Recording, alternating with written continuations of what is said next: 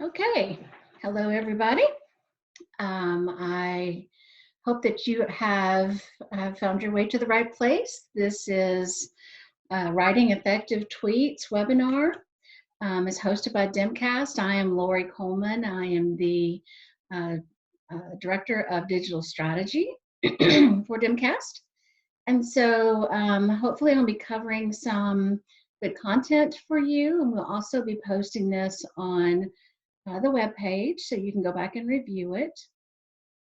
And we will be using the chat box to post questions. So as we go along, if you will type any questions into the chat box, I will try to get to those as it comes up.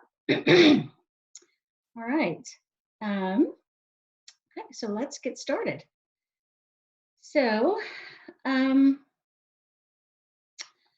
I want to talk just a little bit about, how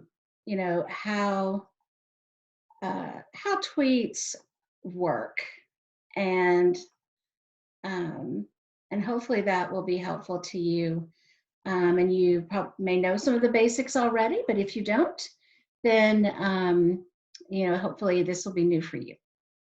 So each tweet is limited to 280 characters.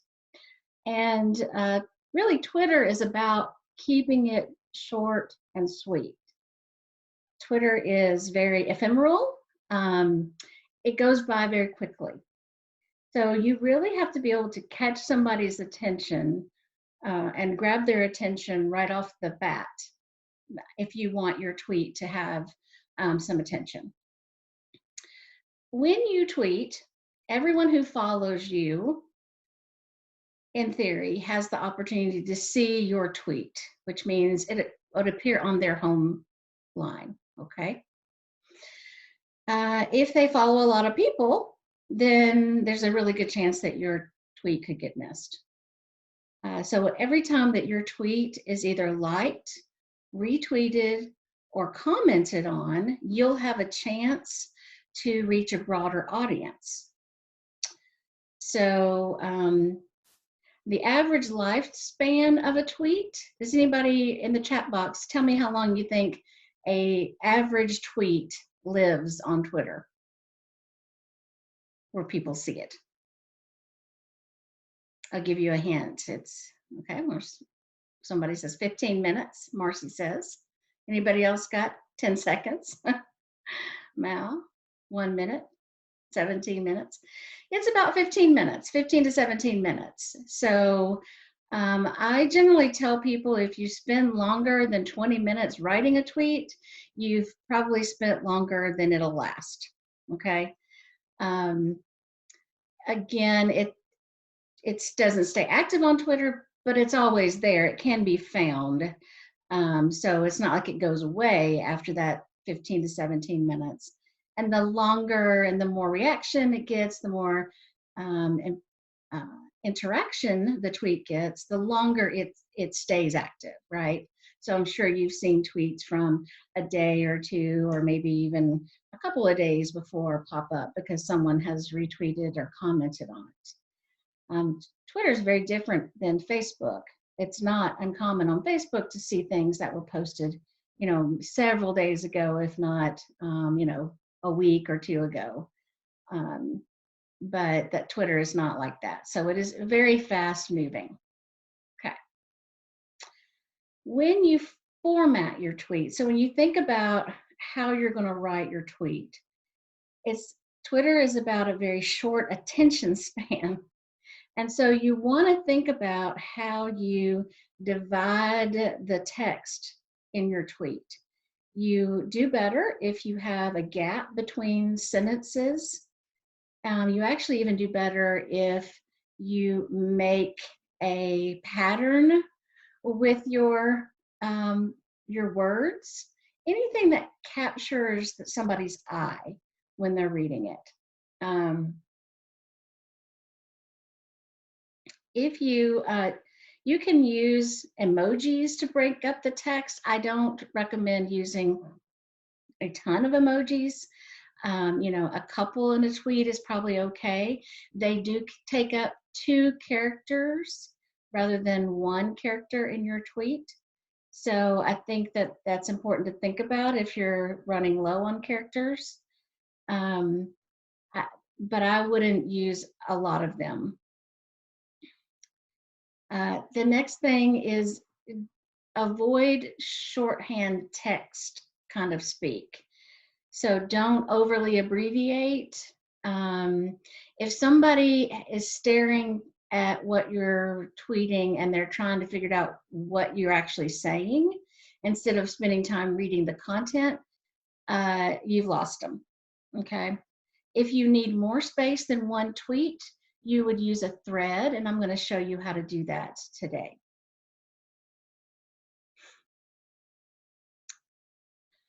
All right. You probably already know that there is no edit function on Twitter.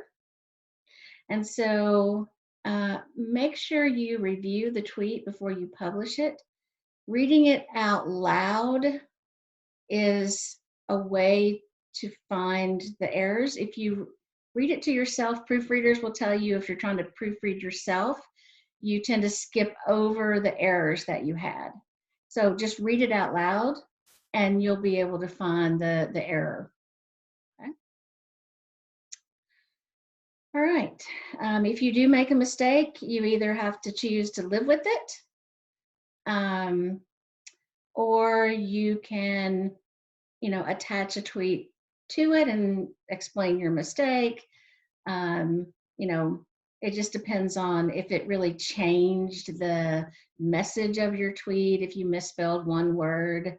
The grammar police will come out and tell you, of course, that that you misspelled the word, but just ignore them. Okay. One thing that you can do is you can, if you use a mobile device, you can actually pre-write tweets and threads, and it will save in your draft folder. When you go to hit delete, it'll ask you if you want to save or delete. And if you hit save, when you go back in and open the tweet box again, you'll see a draft option, and you can click on the draft and there's the tweet that you've already written. So Twitter is supposed to be adding that to the desktop or the web version, and they did roll it out for some people, but not everybody has that. So I know I don't have it. So just so you know that if you have it, great, you should use it because it's nice. Okay. Starting a tweet with someone's Twitter handle. So a couple of things here. Yes, somebody says if you catch an error quickly, you can delete it and redo it. Absolutely. Absolutely you can. If you start a tweet with somebody's Twitter handle, so if it starts with an A and you are calling someone out, or you are getting someone's attention, or you're tweeting at them, several years ago, Twitter has fixed this, but that used to only show for the person you were tweeting at. Now that's not true. So if you see people put a dot and then the at, that's an old habit to keep that from happening so that everybody could see your tweet. The cool thing about that now is if you don't put the dot and you do the at, the first person you name, their characters don't count towards your 280 characters. So if you're going to name several people in your tweet, start with the longest person's name first, and then you can, add whoever else you want to in there. Now, one thing I have noticed is it does not, if you go to your profile page, it does not show under your tweets, but it will show under tweets and replies. I don't think that's really a big deal. I don't think most people look at tweets by going to someone else's profile. I think they more than likely see it on their home screen. or via a list or something like that. Okay. All right. So when you see a tweet that you have an opinion on, you have a couple of choices. You can retweet it. And what that does is it tweets it to your followers. Okay. So in addition to the person who first tweeted it, now the people who follow you will then see it, potentially. Again, they would have to catch it on their home screen, etc. You can like it. A like on Twitter is probably the least effective way to sort of bring up the visibility of a tweet. So it's really up to you. It doesn't really change a lot in the algorithm. So if you really want to have an impact and share that information, it's much better to retweet it or comment on it or both. Okay. When you go to retweet, you have the option of doing something that's called retweet with comment. And we will go and I will show you what this looks like. And let's start sharing my screen.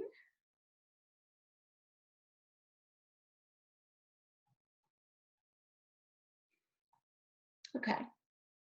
So here I've got a tweet pulled up just randomly.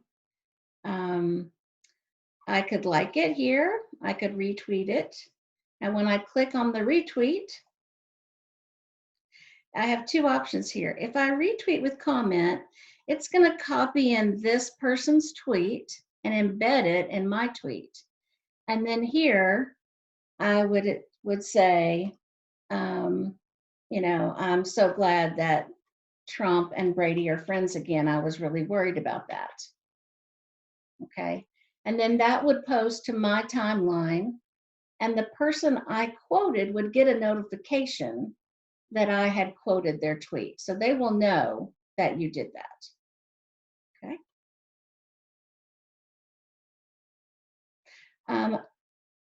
People will ask, what's the difference between when do I just retweet and when do I tweet with a comment? And I will tell you, I retweet with a comment when I have something substantive to add to the discussion. And or I really want to give this person credit for what they said and I'm adding on to that. If I don't have anything in particularly interesting to say about it, but I would think other people would like to see this content, then just a retweet would be fine. Okay. If you disagree with it and you don't want to retweet it, then you can comment. And when you comment and it's on the home line, people will see the leading tweet and they would see your comment. So if you followed me, you would see this tweet and then you would see my comment on it. Okay.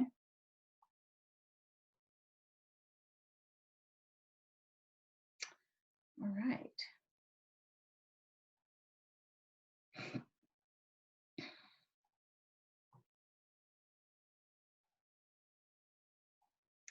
Okay, so that's the difference between a tweet, a retweet, and a retweet with a comment.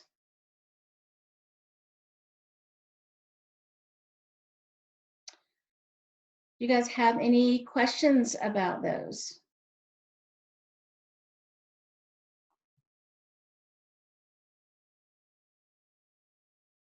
All right. Let's move on.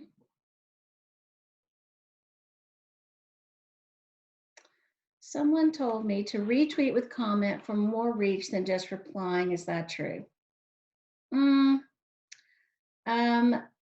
Not necessarily, no. I don't think so. Now, we'll tell you that when you have original content, what that does is it boosts you in the algorithm. If all you're doing all day is retweeting other people, then their tweets are getting out there, but not you. So that's one of the recommendations I'll make, is that people always ask me, well, how do you get followers? You get followers by putting out content that people want to see, and they know it's coming from you. Let's see, I have somebody with their hand up. I'm not sure. Is that true for tweets further down the tweet chain, is the question. So if I am looking at, let's say, this one, and there's 1 million replies, right? And I reply, okay? It might not be at the top of the replies for the tweet if I looked at this tweet, but if somebody went to their home screen and they followed me, they would see my tweet, and it would look like I was the only person replying to that tweet. Okay.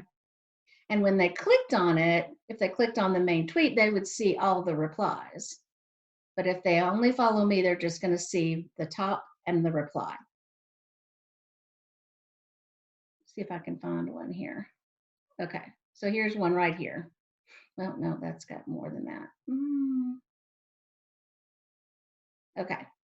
So you see this tweet that we've got right here, right? Brian Bihar says, huh? And he has 136 replies. But I am seeing this reply because I follow that person. Okay. It doesn't matter where it falls in this list of replies here. Okay. All right. Hopefully that makes sense. Okay. Somebody has their hand up. Did we get your question answered?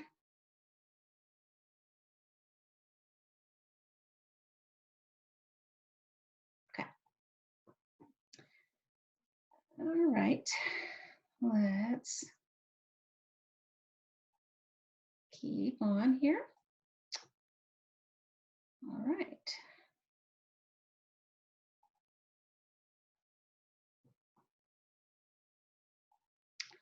Okay. So each tweet is measured on how people interact with it. And this is what they call, analytics. And we can look at the analytics you can look at the analytics of a specific tweet on the tweet itself if it's yours. You cannot see it if it's somebody else's tweet. Okay.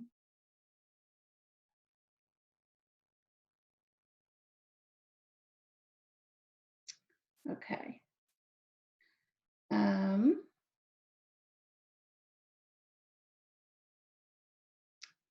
The question is, if you reply to a reply, will your followers still see it on their timeline? They should, yes.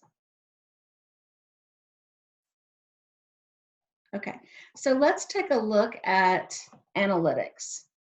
So here is a tweet that I did after Trump's State of the Union address.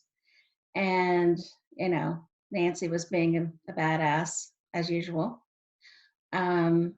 So you can see here are the number of retweets. Here's how many likes I had. What's interesting is you cannot see how many replies I had when I'm looking at the tweet itself dead on. But I can go to the tweet activity and see that, or I could drop down to this one. And when I scroll back up, you can see that there's 93 replies. I don't know why it's like that. Twitter. Oh, well, I think it would be better for me to show you my screen. Okay, hold on.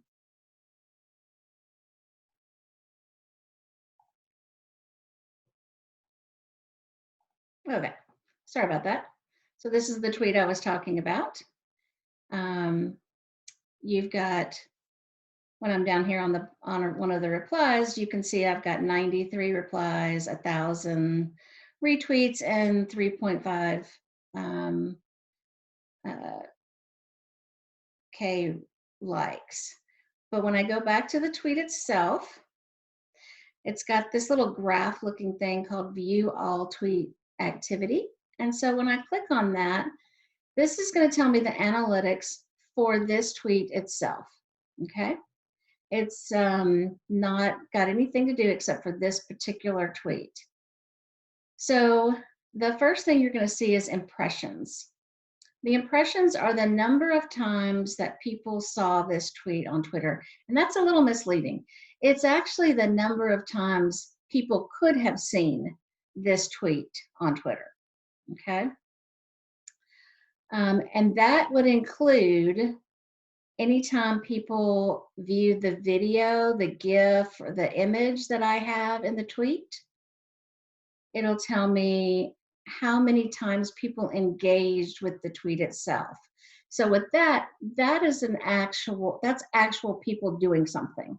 So people who clicked on the media was this number, people who liked it, people who retweeted it, people who expanded the details on the tweet, people who clicked on my profile to see who I was tweeting this, the number of replies, the number of hashtag clicks, and the number of link clicks if there was an URL or a card in my tweet.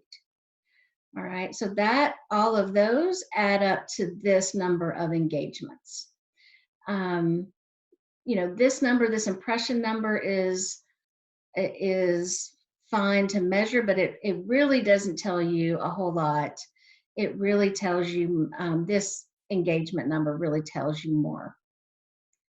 Okay. All right, we have a chat question, looks like.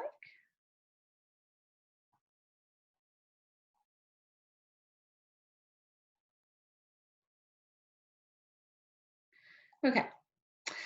To get to tweet analytics, the question is, how did I get there? On the tweet itself, there's this little graph, and it's at the bottom of every tweet that's your tweet. Okay, so like this tweet, that is my friend Debbie's tweet, I can't see her analytics, right? Only she can do that. But when I'm in my tweet, I can see it. And there's another way that if we have time, I'll show you how to look at analytics for more than just one tweet. Okay. All right. Any questions on analytics so far? Okay. All right. Now, one thing that I recommend, if you retweet, if you came in and retweeted my tweet here, what would happen is that I would get credit for a retweet. Okay. So let's say Trump shockingly has done something awful and we want to talk about it. Okay. So if I want to talk about it and I go to, I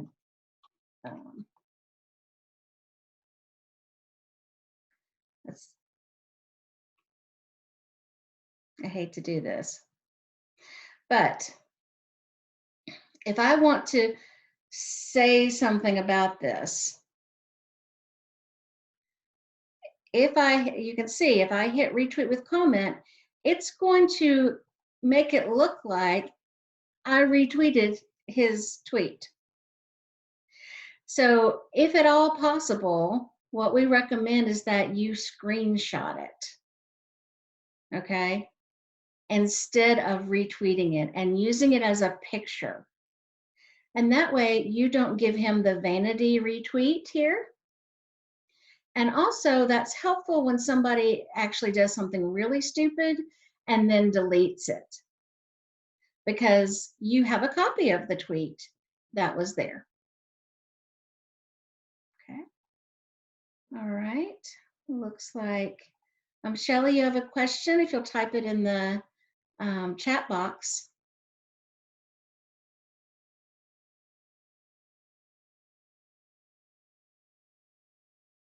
And Rod, do you have a question?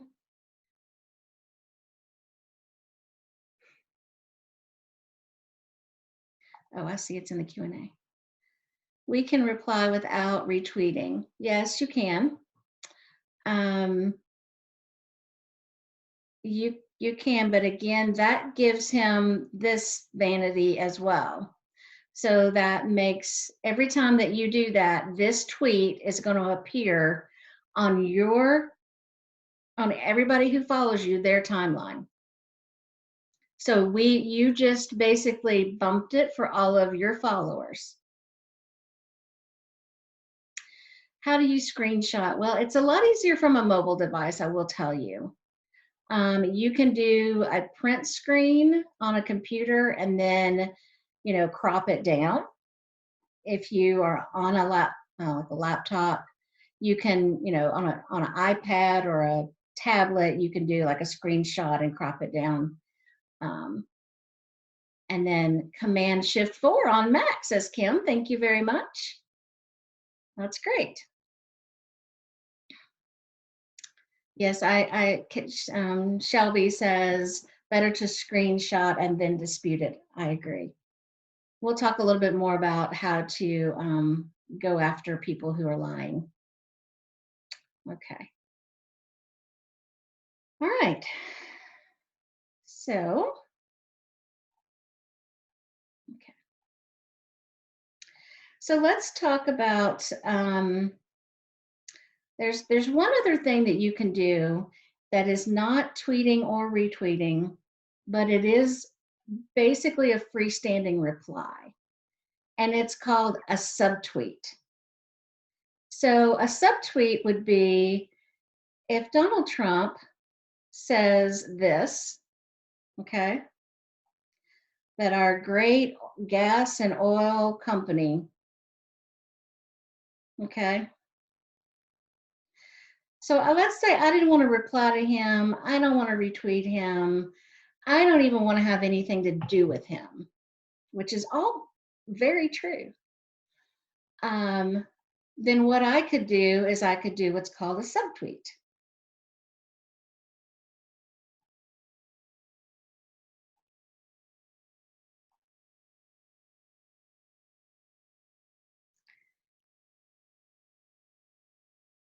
And my subtweet would be probably something along the lines of, our great oil and gas industry has put their profits over American people and the environment year after year.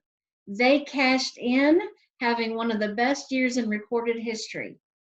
They can take some time off while we keep our population from dying off. That would be a subtweet. I didn't mention Donald Trump, not one single time.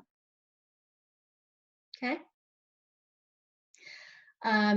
Another thing I could do is what's called a truth sandwich. So here's the, oh, whoops. Here's the lie. So if I wanted to say, here's the truth, and then here's the lie, and then here's the truth.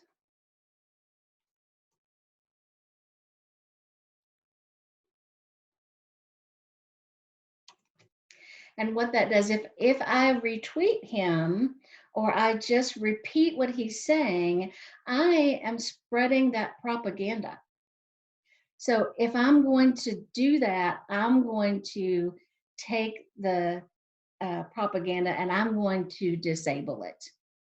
Okay. And I'm going to use things like PolitiFact or fact checking to say, this is the truth of it. This is what he said. And this is why it's still not true. Okay. And that's very nice, especially when you want to go after someone who is rampantly telling things that aren't true, anytime you, like if I were to reply to Donald Trump, then that puts me at risk of being swarmed by bots or, MAGA believers, the cult of Trump, reporting me, etc. And so I just am not going to give them that option.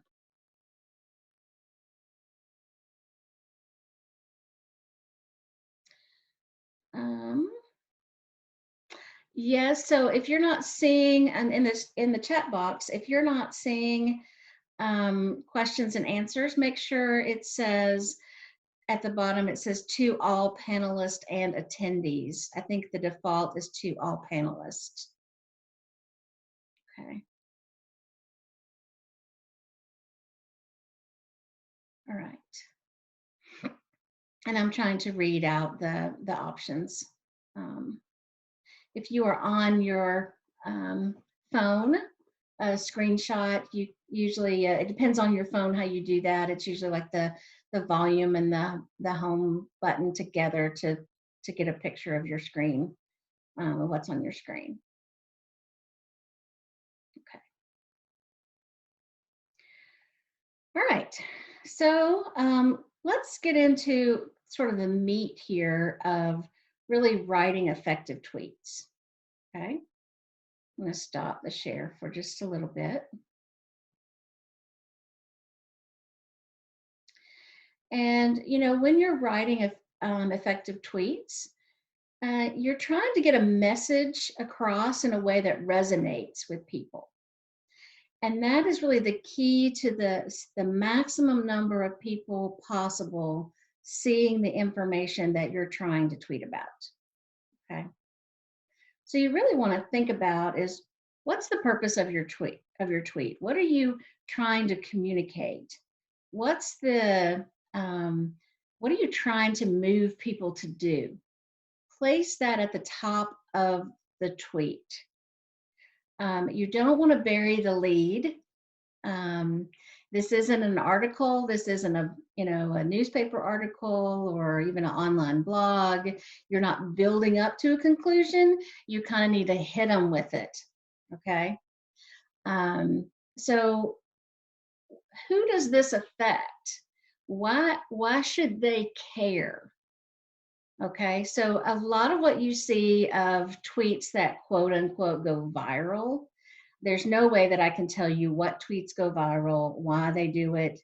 It's some sort of crazy magical confluence of a lot of factors. I can help you get more traction on your tweets. I can't necessarily help you get a tweet to go viral. Okay. A lot of it has to do with timing and what's going on in the Twitter world to begin with. All right. So when you're writing it, is there anything that can be done about it? And again, people ask me a lot, well, how do you get people to like and retweet? Because I'm not just yelling at Donald Trump. And it is very easy to use our anger at what's going on with people to attack or to be indignant. And it is so frustrating, right? And we see that a lot all since Trump has been in office. So what I want you to think about, though, are there other emotions that you can, really fit into your tweet that will help your point get across, okay?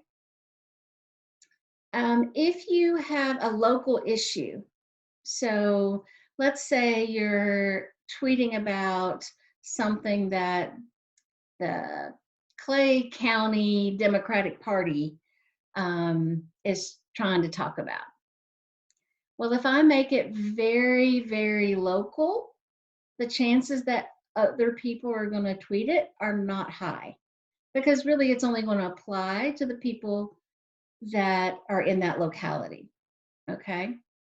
And then the chance that those people would actually see it at the time that you tweeted about it is pretty small. So, Twitter is much more of a national audience. Facebook is more local and geographically local than Twitter is. You can still do it, but your approach is different, definitely different on Twitter. So if you have a hyper local issue, let's say in Clay County, 30% of farmers have had to declare bankruptcy because of Trump's tariffs. What do you think? That's the only county that's happening in? And heads up, it's not. So you might include a link to an article about how many Clay County farmers have had to declare bankruptcy. But in your tweet, you're going to say, this is how many farmers have declared bankruptcy nationwide. This is how many have declared in our small county in Clay County, Tennessee. And this is the time now to vote for people who will represent you at the state and local level as well as in Congress. Would you follow such and such candidate to help set this wrong right?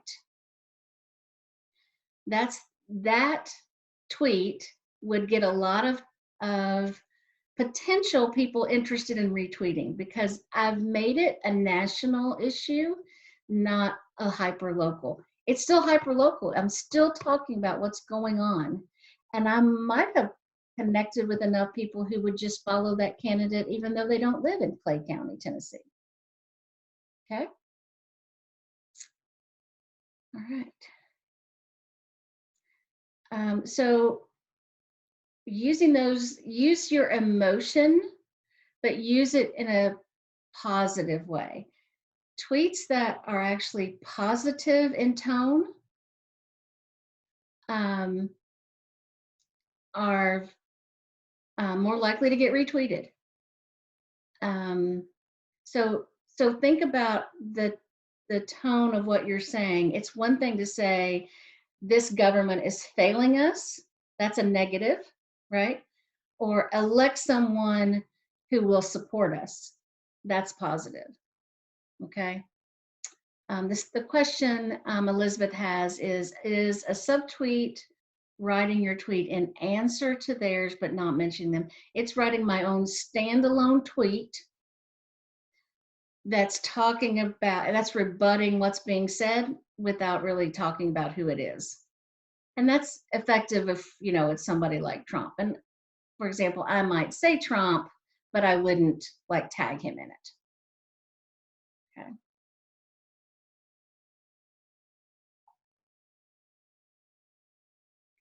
All right.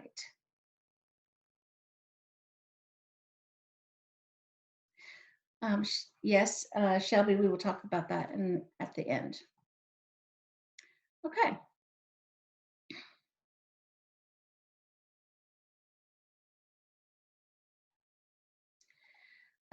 Consider the source of the information you're tweeting about, and be aware of the bias of the news agency or source. And so I have some tools I want to show you that can be helpful. So I'm going to share my screen again.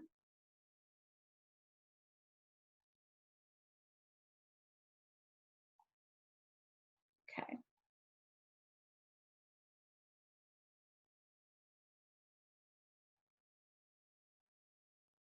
So the first tool that I'm bringing up here is media bias fact check. So this is a website, mediabiasfactcheck.com, that will help you figure out what's the bias. So how the stories that are written on this website, how biased are they? It's not that you can't use a biased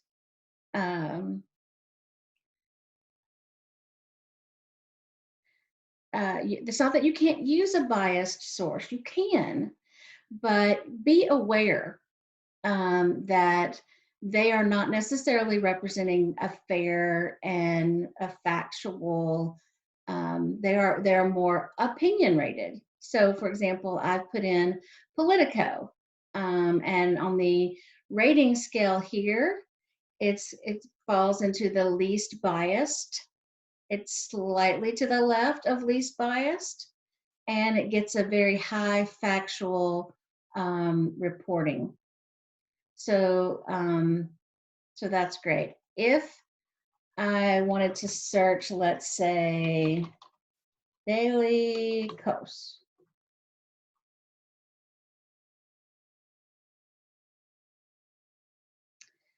So when I search Daily Kos,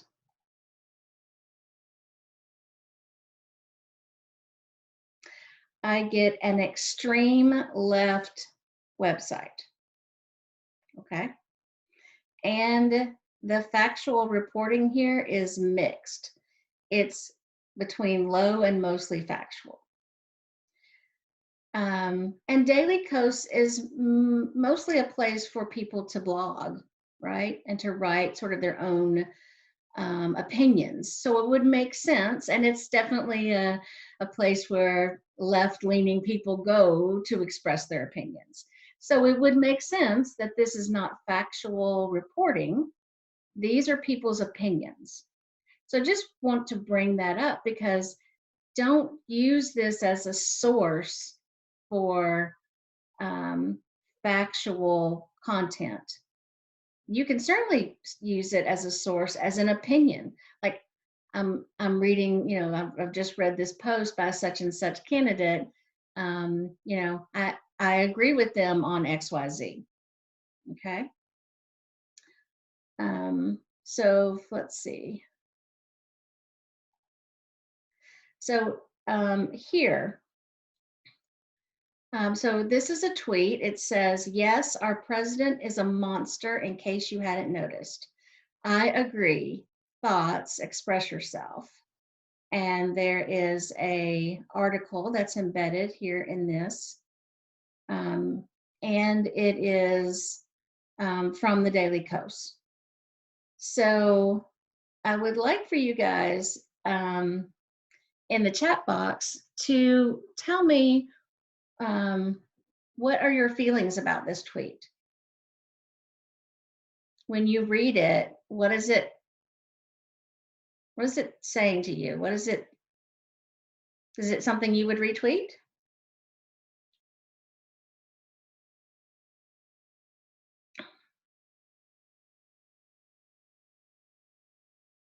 Come on now, I know all of you on here.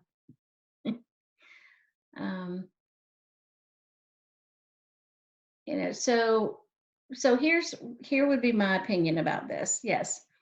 First off, the majority of people don't read the article. I'm just going to tell you, I almost always have a source, and the source is something that is one of the hopefully less biased areas. So first off, when we look at the polarizing opinion here, our president is a monster.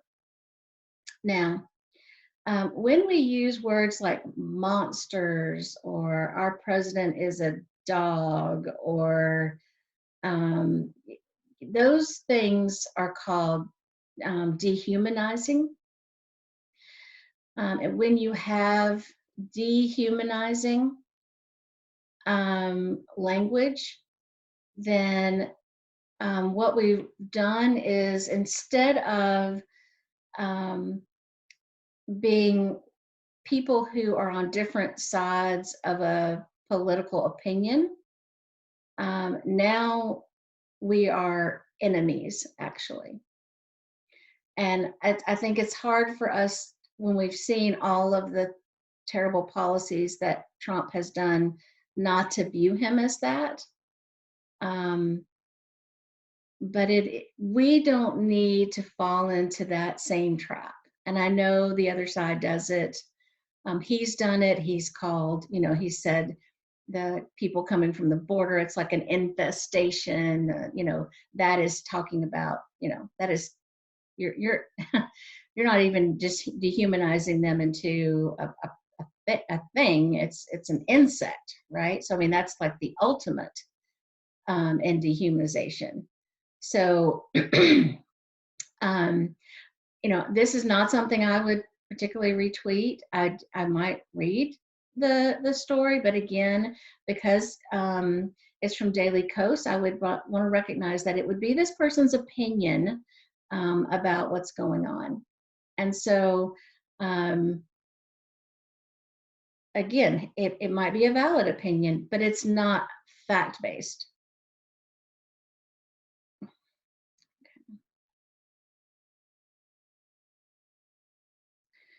Um, you know, and we'll talk a little bit more about that as far as polarization, but we can't have hate speech on one side um, and say, hey, look at them, they're terrible, they're using all this hate speech, and then we flip around on the other side and do it the same. Doesn't mean you can't call them out. You absolutely can. You can fight back on policies, fight back, fight back when with how it's impacting real people. Okay. So just again, it feels cathartic for us to yell like this. You're a monster. We want to say it. We feel it. And it might get you some retweets. I mean, this tweet has gotten 124 retweets. But how are you contributing to the overall discourse? Are you moving the discourse in a positive way? Are you telling people what to do about it? Are you inspiring people to act to rebut it? Or are we all just screaming, at the cloud in the sky? All right. Okay. So let's talk about within your tweet, and I just pulled like just a random tweet with an image here. Using a meme or infographic or GIF in your tweet is important, because studies show that people have the ability to recall 65% of visual content that they've seen 3 days after they've seen it. They don't recall written content the same way. It's also a good chance to tag people in a picture if you are adding a static picture. So by that, I mean not a GIF and not a video. You can tag people in it. And when you do, and they see that you tag them, then you can get potentially some more retweets. So let me just show you what that looks like. When I open my tweet screen up, I'm ready to tweet. I go here to this little picture. And let me just pick one here. Let's see.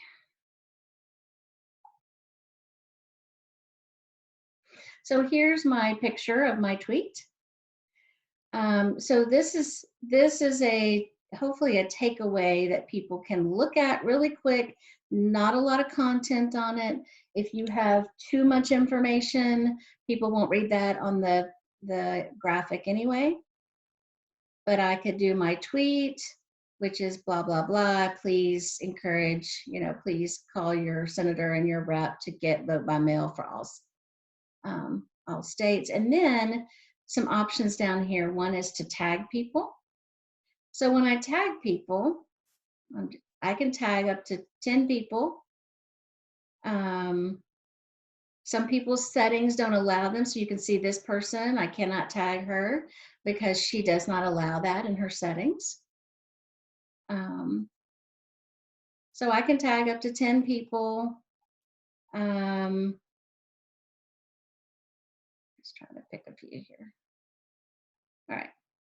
So again, I can have up to 10 here. When I hit done, they're tagged. So what's going to happen is when I tweet this, those people will get a notification that that they got tagged in it. No, you you can tag anybody. You can't. They don't have to be your followers. So like if I wanted to, let's say I wanted to tag my governor at. I could tag him. He doesn't follow me. He'll probably start blocking me because I have been nagging at him quite a bit to close down the state.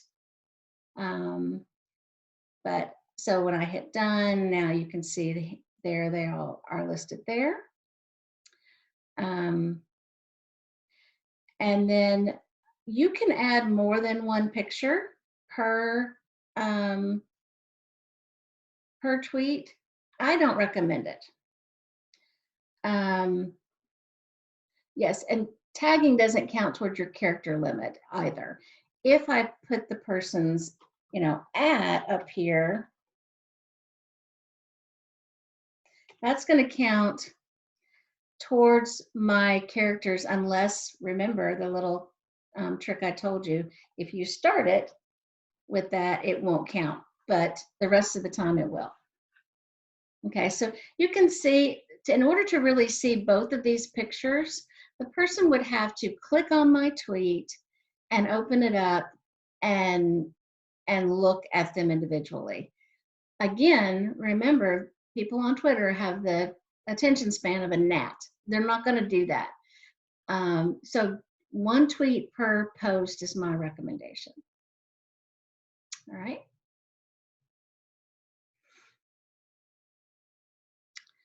Okay. If you don't want to be tagged in photos, you can untag. You can turn that off. You can also untag yourself. So if you get tagged in something that you don't want to be tagged in, you can go in there and untag it. All right. Excuse me. Okay. So if you you have the option of adding a picture here. You can't add a picture and a GIF, but if you wanted to add a GIF, you would just search for GIFs.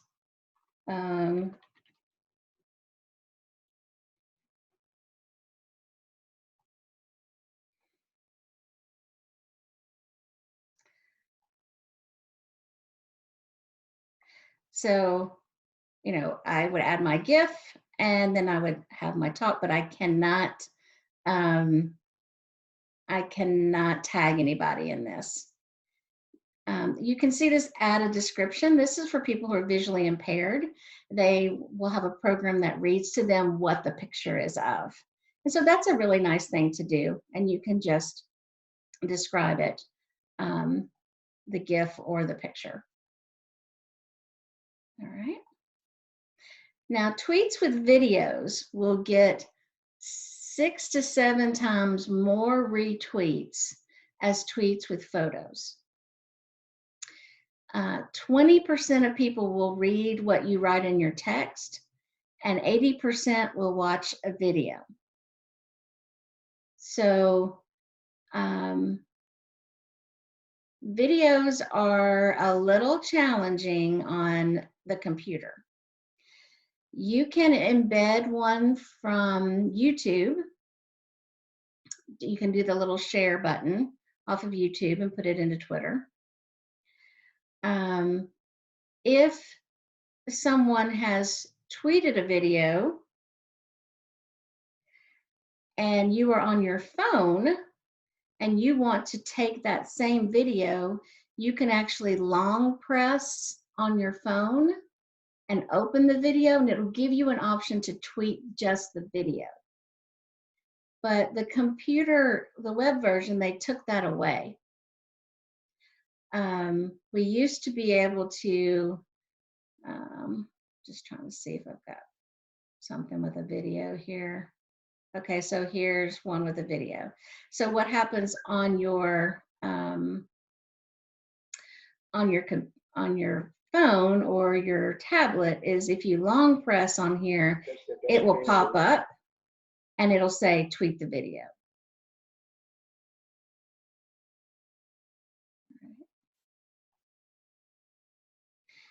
It's a bit frustrating. So here my option would be here that there are some programs that will take a video from Twitter, save it. It's not very easy to use.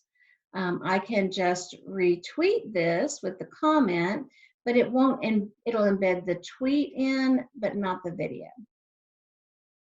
Okay.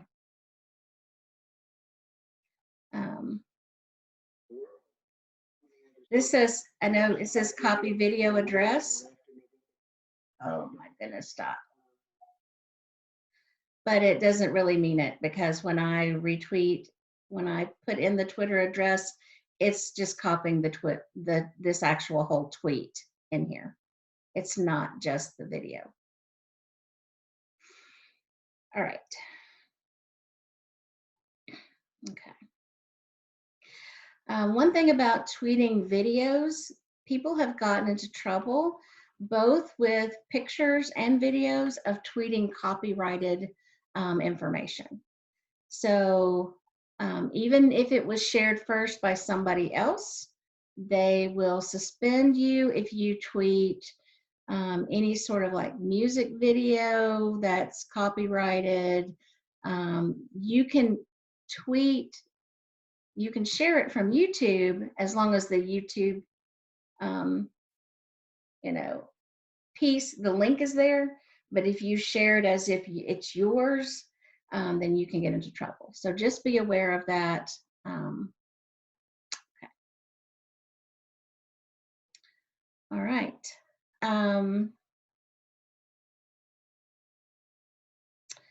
Let's talk about hashtags. So, oh, I wanted to go back and show. So this, the problem, not problem, but the issue with this is that this is actually a great visual. It's got Trump on coronavirus, and here's the actual coronavirus, but it's not sized for Twitter. And so when you have this, then as you're scrolling through, you would actually have to click on the tweet on the picture, or you would have to click on the tweet itself to expand it to see it. So if you're looking for content to share on Twitter, what they call the widescreen or 16:9 ratio is the size. Is it okay to tweet news? Yes, it is okay to tweet news. Okay. But just be careful, like the whole thing where the kids were at the National Monument and there was the confrontation with the, you know, a Native American there. People got suspended for sharing that video. You know, that's not copyrighted, but it was considered like fake news. So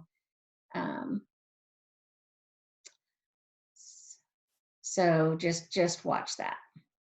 Okay, so a way to get more traction on your tweet besides tagging people in your tweet is to look at what's trending.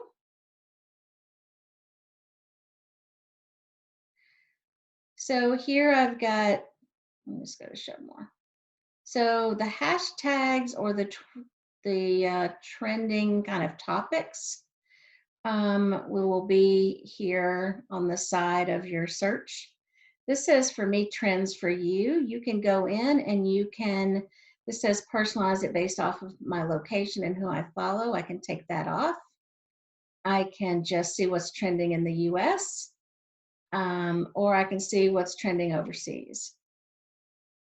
So now I've taken that off, and now here are the US trends, which are different from the ones that I was showing before.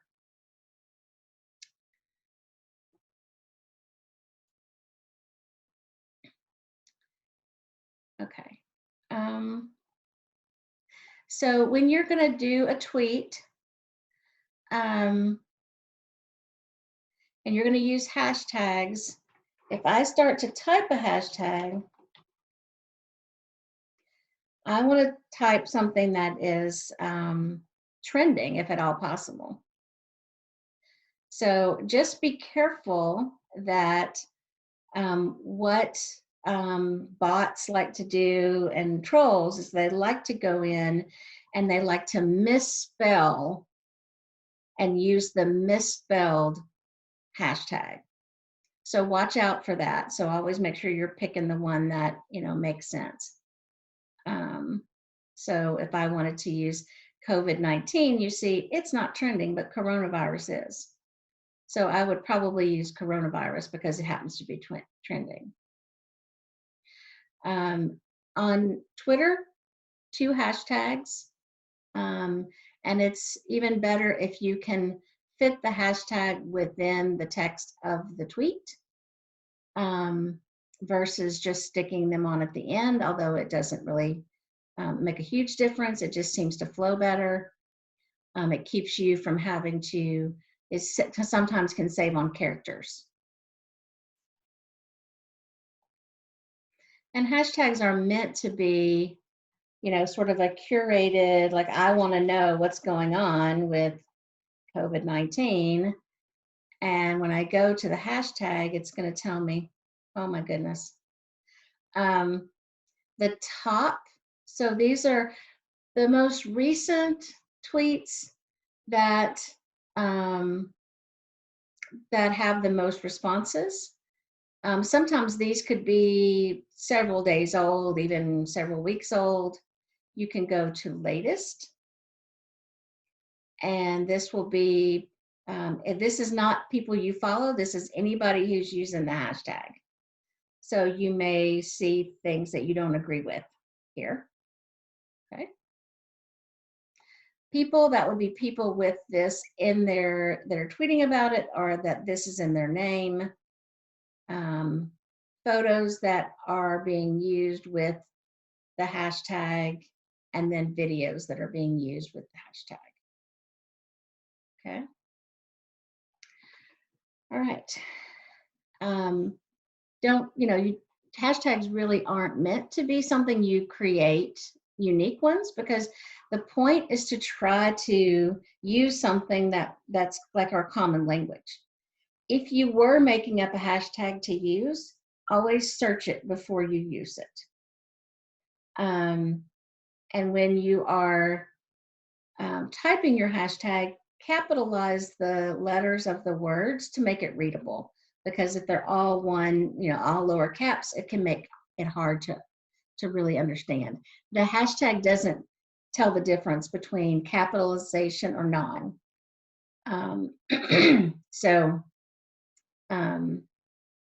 It'll still show up on that page no matter how you've capitalized it. And then, so timing your tweets, when should you be tweeting? That one is, again, a little bit hard to say. From a business perspective, analytics are out there about, how to, when to tweet about business type things. There's not a lot about activism. So really it's more about if there's a big news story about this and you have something you'd like to add to the discourse about it, tweet it then, right? So if it just came out, get on the front end of it. If it was breaking news 4 hours ago, Twitter is already full up of whatever it is that you were going to say, I promise. If it's just a general commentary, something you're sharing, maybe it's like maybe you're asking people to sign up to phone bank for a candidate. If you're doing that, then the timing is usually better first thing in the morning before people go to work. sometime in the middle of the day when they're taking a break for lunch, and then usually after 6 or 7 Eastern. Okay, and remember we have time zones across that. So, but those are typically sort of your best times.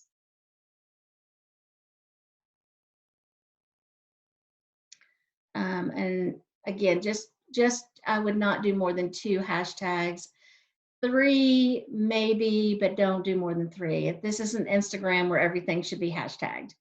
But it is good to probably put at least 1 in yours. Okay. All right. We are pretty much running at an hour of time. Do we have any other questions? I know I've got one question about candidates that I'm going to answer, but any other questions of things that we did not cover?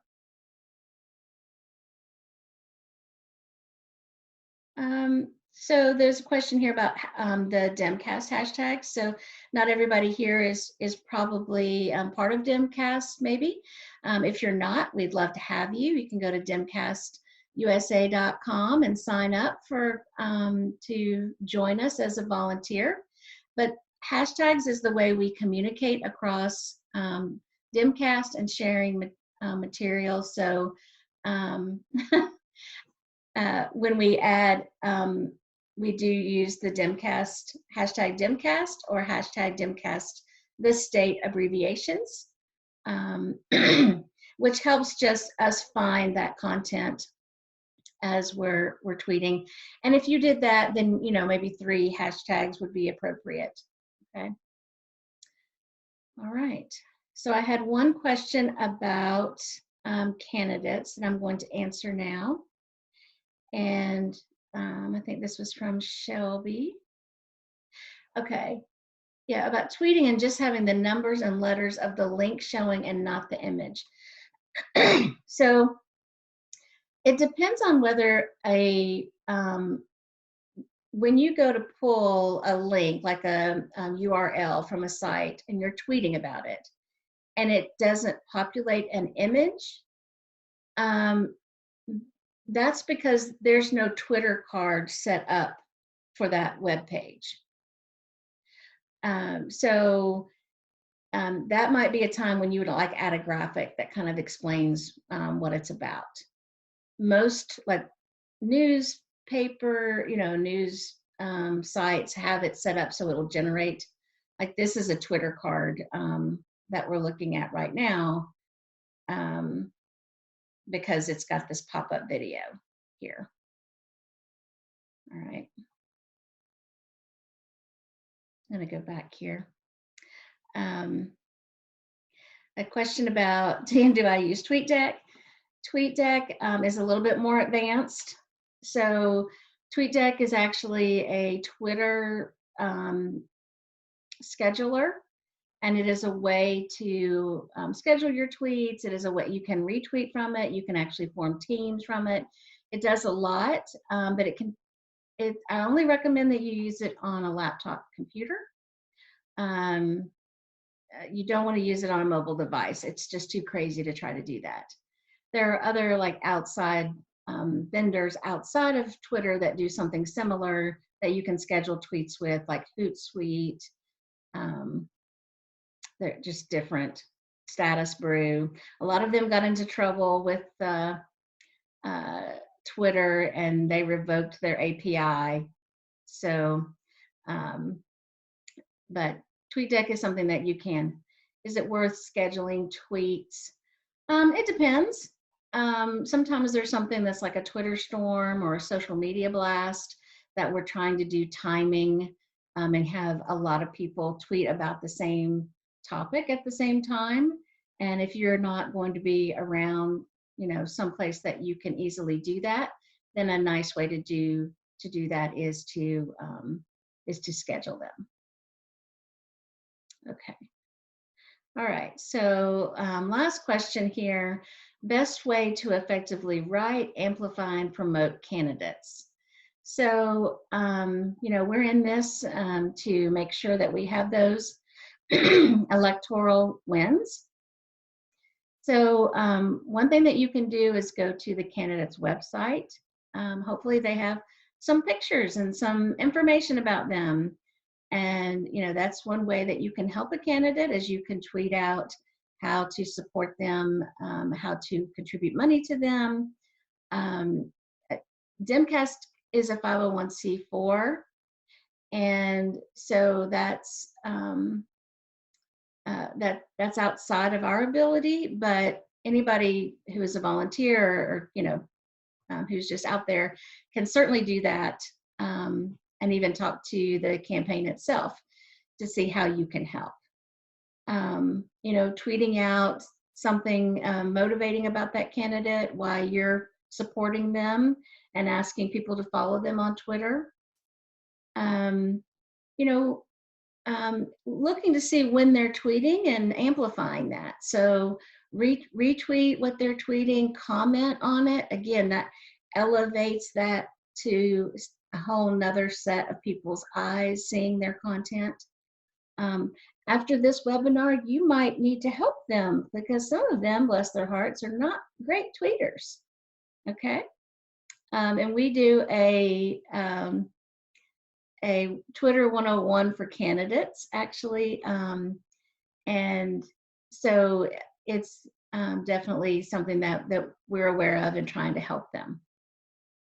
So we offer additional webinars. We have one coming up on Canva, which is a graphics piece. We have Twitter 101 for organizing. That's coming up, and you can go to demcastusa.com/training, and that's where we have all of our trainings, you know, listed, and also videos of our last trainings. So you can sign up to take any, and we'll have a few more posted fairly soon that are coming out.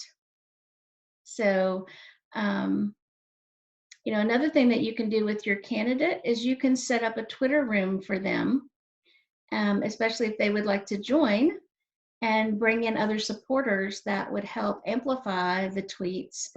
And that way, in just one share, the candidate could share his tweets to supporters. The training link is demcastusa.com/training. If you haven't been to Demcast, you should poke around. We've got a lot of great content out there. Again, you can sign up to volunteer there, so feel free to join us. We offer these trainings for free, and we know how everyone is struggling to deal with our social distancing and becoming effective. And so if you appreciate our work, please feel free to contribute to our cause. You know, we are 100% grassroots funded.